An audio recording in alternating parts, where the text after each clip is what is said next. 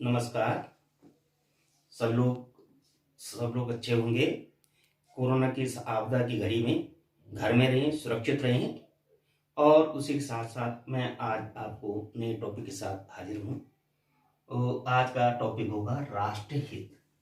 पहले राष्ट्रहित हमको समझने होंगे कि राष्ट्रहित क्या है।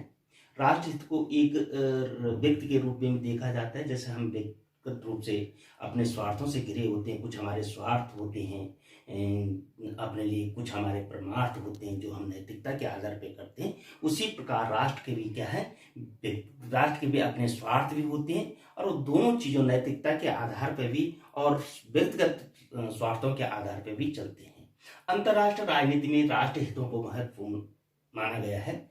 अगर राष्ट्र हितों को देखना है तो राष्ट्र हित में अक्सर जो समझौते और जो संधियां, जो संबंध बनाए जाते हैं अंतर्राष्ट्रीय एक राष्ट्र का दूसरे राष्ट्र के साथ, उसमें राष्ट्र हितों को प्राथमिकता दी जाती है। राष्ट्र हित का मतलब है कि अपने स्वार्थों की सिद्धि करना, यानी अगर मेरे अनुकूल वो नीतियां हैं तो मैं उन राष्ट्रों के साथ संबंध बना सकता हूं, मेरे अनुकूल नहीं है तो नहीं बना सकते। अंतर्राष्ट्रीय राजनीति का एक महत्वपूर्ण तत्व ये भी है, एक महत्वपूर्ण विशेषता है कि कोई भी राष्ट्र किसी भी दूसरे राष्ट्र का न तो अस्थायी मित्र होता है और न अस्थायी दुश्मन होता है। उसमें क्या है, समय और परिस्थितियों के अनुसार परिवर्तन भी होता रहता है। इसलिए इसमें हम किसी भी राष्ट्र को एक दूसरे का अस्थायी मित्र नहीं समझते हैं। ये क्या है, अस्थायी होते हैं, यानी समय के साथ और परिस्थितियों के साथ अपने स्वार्थों के अनुकूल और प्रतिकूलता के हिसाब से वो बढ़ते, बिगड़ते और सुधरते रहते हैं। मार्गदर्ताओं ने राष्ट्रहित के दो तत्व बताए, तार्किक रूप से वांछनीय एवं आवश्यक और स्थिरता परिस्थितियों द्वारा नहीं। जो राष्ट्रीय हित है वो एक व्यक्ति आवश्यक है, वांछनीय है, तार्किक आधार पे वो जरूरी है, लेकिन उनकी स्थितियां क्या है, परिस्थितियों के हिसाब से निर्धारित होती हैं। उनको हम ये नहीं कह सकते हैं कि ये निश्चित रूप से यही होनी चाहिए। यानी क्या है, समय और परिस्थितियों के हिसाब से उसमें परिवर्तन होते रहते हैं और उसी के साथ साथ वो क्या है, बनते और बिगड़ते भी हैं। इसलिए इसका निर्धारण दो आधार पर किया जाता है। इसके साथ साथ विदेश नीति के जो सबसे महत्वपूर्ण जो राष्ट्र हितों के दृष्टिकोण से हम देखते हैं वो है कि उसमें क्या क्या देखा जाता है। उसमें एक तो देखा जाता है कि आत्मरक्षा। हर राष्ट्र आत्मरक्षा के बारे में महत्वपूर्ण तरीके से सोचता है। दूसरा, वो अपनी सुरक्षा, उसकी सीमाएं जो हैं किस तरह सुरक्षित हों, इसके लिए वो क्या क्या नीतियां बना सकता है या दूसरे देशों के साथ क्या संबंध हो सकते हैं, इस पे वो क्या है, राष्ट्रीय हितों को मद्देनजर अपने संबंधों को बनाता है। इस दृष्टिकोण से उसका सुरक्षा, जो राष्ट्र है, राष्ट्र की जो सीमाएं हैं वो किस तरह सुरक्षित रह सकती हैं, किस तरह उन पे भारी देशों से आक्रमण न हो या उनसे सुरक्षा किया जा सके, उसका ध्यान रखा जाता है। अगला है लोक कल्याण। अगर हम किन्हीं देशों के साथ कोई संबंध बना रहे हैं तो हमारे देश के लोगों का उससे क्या स्वार्थ जुड़ा है, उनका विकास, उनका कल्याण किस प्रकार से हो या हो रहा है या नहीं हो रहा है, इस पे ध्यान दिया जाता है। उसी के आधार पे ये नीतियां बनाई जाती हैं। ये भी क्या है, दो प्रकार की होती है, दीर्घकालीन और अल्पकालीन। दीर्घकालीन नीतियों में क्या है, लंबे समय तक, जैसे रूस के साथ हमारे संबंध बड़े दीर्घकालीन तक थे और उसमें संधियों का भी जो दौर रहा है, 20-20 साल तक की संधियां की गई है। तो क्या हुआ, वो दीर्घकालीन हमारे क्या है, राष्ट्रहित है, उसके अनुसार दीर्घकालीन हम संधियां करते हैं जिससे कि हमको उनसे फायदा हो सके। और हमको ये लगता है कि इनके साथ हमारे दीर्घकालीन अगर संधियां होंगी, ये दीर्घकालीन हमारे अगर संबंध अच्छे बनेंगे तो इनसे हमको लाभ मिलेगा और इनसे हम लाभ लेंगे, हमारे देश के विकास, हमारे देश के उत्थान के लिए ये काम करेंगे। ये सुरक्षा, सारी चीजें सुरक्षा के दृष्टिकोण से भी अच्छे रहेंगे। अल्पकालीन है, जो कि समय के साथ बनती भी हैं, बिगड़ती हैं। अभी हमारे किसी देश के साथ अगर अच्छे संबंध हैं तो ये जरूरी नहीं है कि कल भी उसके साथ अच्छे संबंध रहें। इसलिए देखा जाता है, आपने देखा होगा कि अगर हम राष्ट्र हितों की बात करते हैं तो द्वितीय विश्व युद्ध की बात की जो परिस्थितियां हैं बहुत ही महत्वपूर्ण है, जिसमें शीत युद्ध का काल था, दो ध्रुवीय विश्व था, वैसे दो ध्रुवीय माना जाता था, लेकिन मेरा मानना तो ये था कि 3 ध्रुवीय था। शीत युद्ध के दौरान 2 ध्रुवीय ही नहीं था, 3 ध्रुवीय था। एक तो पूंजीवाद का नेतृत्व अमेरिका कर रहा था और साम्यवाद का रूस साम्यवादी रूस कर रहा था, और तीसरा था गुट निरपेक्ष था, जो तीसरी इन दोनों के बीच से वो चल रहे थे। तो जब हम इन नीतियों की बात करते हैं तो आपने देखा होगा कि अगर स्वतंत्रता से लेकर आज तक हम देखते हैं तो अमेरिका के साथ हमारे संबंध अच्छे नहीं थे, बनते बिगड़ते, लेकिन वर्तमान समय की स्थितियों को देखते हुए हमारे अमेरिका के साथ अगर देखा जाए तो अमेरिका के साथ हमारे संबंध कभी अच्छे नहीं रहे। लेकिन वर्तमान स्थिति को देखते हुए समय और परिस्थितियों के अनुसार आज विश्व के जो राजनीतिक घटनाक्रम है वो चेंज हो रहा है, उसका जो महाशक्ति हैं उनमें भी चेंजिंग आ रही है। इसलिए आज अमेरिका का झुकाव भारत की तरफ है। इस तरह हम देखते हैं कि जो नीतियां बनाई जाती हैं वो दीर्घकालीन अल्पकालीन, दीर्घकालीन होती है जो लंबे समय तक चलते हैं, जैसे हमारा रूस के साथ संबंध है, और अल्पकालीन ऐसे है जो कि समय के साथ क्या है, कभी बनती, कभी बिगड़ती है, कभी किसी के साथ अच्छी रहती है, कभी खराब हो जाती है।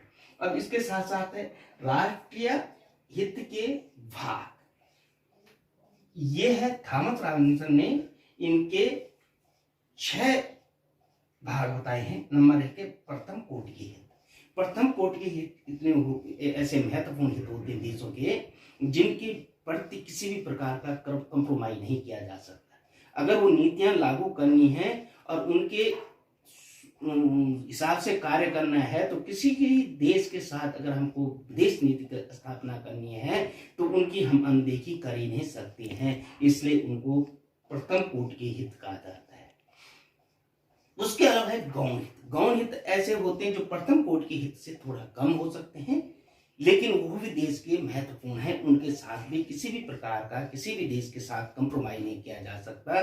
उनकी अनदेखी करते हुए हम किसी भी देश के साथ संबंध नहीं बना सकते। अस्थायी हित ऐसे हित है, जैसे मैंने कहा कि अस्थायी हित अभी तक अगर देखा जाए तो हमारी अस्थायी हितों के हिसाब से जो नीतियां बनती हैं उनको देखा जाता है, जिनसे कि हमारे जो देश है या हमारा जो राष्ट्र है वो अस्थायी रूप से उन नीतियों से किस तरह प्रभावित होता है और किस तरह हमारे फेवर में वो कार्य करते हैं, उनको कहते हैं अस्थायी नीति। उसके बाद है परिवर्तनशील नीति। परिवर्तनशील नीति का मतलब है जो परिवर्तन होती रहती है, और परिवर्तनशीलता का मतलब है कि ऐसे में क्या है कि कभी है ऐसा समय आ जाता है कि हम उनमें हमको क्या है लंबे समय तक कार्य करने के बावजूद हमको ये सोचने के लिए मजबूर हो जाना पड़ता है कि इनके साथ कुछ परिवर्तन किया जाए और नए तरीके से सोचा जाए, क्योंकि वो नीतियां कभी कभी क्या हो जाती है, संबंध तो है, समझौते तो है, लेकिन निरर्थक हो जाते हैं। इसलिए परिवर्तन लाना उनमें जरूरी है। सामान्य हित जो जनरल हित होते हैं, जो सामान्य हित जैसे वाणिज्यिक वगैरह वगैरह हित है, उनको ये व्यापारिक हित है, उनको देखा जाता है। विशिष्ट हितों में होते हैं ये बाजारीकरण, वैश्वीकरण, इन चीजों को विशिष्ट हितों में देखा जाता है।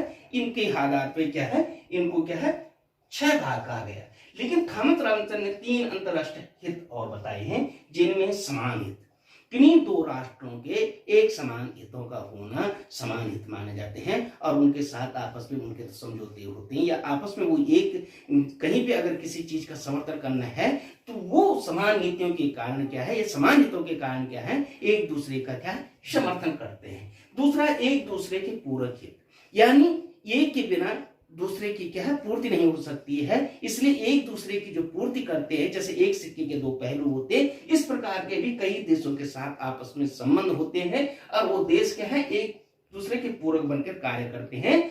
जैसा कि क्या है अमेरिका और पाकिस्तान रहा, जैसा क्या है चाइना और पाकिस्तान रहा है, कि वो अपने हितों को ये सोचते रहे यहाँ तक कि एक दूसरे के बिना हमारे हित जो राष्ट्र हित है वो सुरक्षित नहीं रह सकते। इस प्रकार परस्पर विरोधी हितों में अक्सर देखा जाता है। इसका सबसे अगर हम अच्छा उदाहरण देखें तो भारत पाकिस्तान है, जिनके कभी क्या है हित मिले नहीं है, आपस में इनकी हित हमेशा विरोधी रही है, अरे एक दूसरे का विरोध करते रहे। भले भारत क्या है उसमें क्या है अच्छी नीतियों के लिए पाकिस्तान की ओर आकर्षित करता रहा, लेकिन पाकिस्तान हमेशा क्या है आतंकवादी की नीति अपनाते हुए क्या है इसका कारण दोनों में आपस में विरोधाभास बना रहा है। तो ये अंतरराष्ट्रीय स्तर की नीतियों के आधार पे 3 प्रकार के हैं।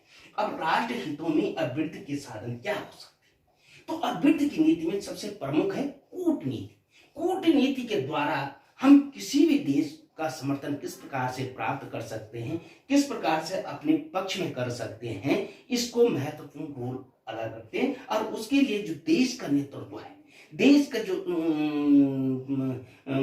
सक्षम व्यक्ति है, उसके आधार पे कूटनीति किस प्रकार बनाई जाती है वो बहुत डिपेंड करते हैं। और इससे क्या है, विभिन्न देशों विभिन्न राष्ट्रों का समर्थन जुटाया जाता है। प्रचार क्या होता है, विश्व स्तर पर इस तरह का प्रचार किया जाता है जिससे किस अन्य देश अपने ओर आकर्षित होकर उस प्रचार को महत्व दें और प्रचार प्रसारित इस प्रकार से हो कि हाँ फलाना राष्ट्र क्या है वो अच्छा है और उनकी ये नीतियां अच्छी, जिससे कि उस नीतियों के एवज में लोग क्या है समझौता करने के लिए बाध्य हो। राजनीतिक युद्ध, राजनीतिक युद्ध क्या है, ना तो प्रत्यक्ष युद्ध है, परस्पर विवाद भी होना चाहिए और इनका समाधान भी नहीं होना चाहिए। इस प्रकार के युद्धों को क्या है परस्पर, जैसे क्या है हथियारों की होड़ तो हो लेकिन प्रत्यक्ष युद्ध ना हो। राजनीतिक तौर से एक किस्म से क्या है शीत युद्ध की तरह इसको माना जा सकता है, यानी एक दूसरे पर प्रेशर की राजनीति करते हुए इसको कहते हैं राजनीतिक युद्ध। आर्थिक साधन, अब क्या है कि राष्ट्र हितों के लिए आर्थिक साधनों का बड़ा महत्व है। जो देश जितना आर्थिक रूप से सक्षम होगा, यानी हम अगर कहीं किसी देश के साथ अगर समझौते करते हैं तो हम राष्ट्र हितों की अनदेखी नहीं कर सकते। उसमें ये भी देखते हैं कि हमारे आर्थिक साधन कितने संपन्न इनसे हो सकते हैं या हमारे आर्थिक आधार पर इनसे कितना विकास हो सकता है, आर्थिक हमको कितना लाभ हो सकता है, इनको मद्देनजर रखते हुए क्या है इनकी अभिवृद्धि यानी इनकी वृद्धि की जा सकती है। साम्राज्यवाद और उपनिवेशवाद, कई देश क्या है साम्राज्यवाद और उपनिवेशवाद में विश्वास करते हैं। वर्तमान समय में चीन की ऐसी नीति है कि वो साम्राज्यवाद और उपनिवेशवाद में विश्वास करता है और इसी के कारण क्या है वो विभिन्न देशों की सीमाओं को अपनी विभिन्न देशों के हिस्से को अपने हिस्सा मानकर उसका विस्तार करना चाहता है, उसको अपने अधीन करना चाहता है। और इस बार पाकिस्तान उसके पूरी तरह से जाल में फंसा हुआ है, तिब्बत को उसने अवैध रूप से कब्जा रखा है। इस प्रकार की उसकी साम्राज्यवादी और उपनिवेशवादी नीति है। और अगला है युद्ध। युद्ध ये एक ऐसी चीज है कि युद्ध से भी अपने पक्ष में फैसले लिए जा सकते, यानी युद्ध के माध्यम से यानी दंड के माध्यम से अपने पक्ष में फैसले करने की बात की जाती है और युद्ध उसका अंतिम सॉल्यूशन है। युद्ध के क्या लक्षण हो सकते हैं, युद्ध है एक से अधिक समूह, यानी युद्ध के लिए एक से अधिक समूह होने चाहिए, दो या दो से अधिक राष्ट्र, दो या दो से अधिक राष्ट्रों की ही आपस में युद्ध हो सकता है। दूसरा है उद्देश्य से एक दूसरे के विरोधी, यानी युद्ध कैसी स्थिति में हो सकता है जब दोनों देशों के उद्देश्य एक दूसरे के विरोध में हो तब जाके उसमें युद्ध हो सकता है। और समझौते की कोई संभावना हो, दोनों देशों के बीच समझौते की कोई संभावना नहीं। जैसे वर्तमान समय में भारत और पाकिस्तान के बीच क्या है फिलहाल ऐसे लगते हैं जैसे कोई समझौता नहीं हो सकता है, वो आपस में एक दूसरे के धुर विरोधी बने हुए हैं। युद्ध अपने हितों की प्राप्ति तथा दूसरे पर इच्छा थोपने के लिए, यानी जब युद्ध लड़ा जाता है तो युद्ध का मतलब है कि अपने राष्ट्रीय हितों की रक्षा करने के साथ साथ दूसरे पर जबरदस्ती अपनी इच्छाओं को थोपना कि ऐसा मैं कह रहा हूं तो यह करना ही करना है, इसके लिए युद्ध लड़े जाते हैं।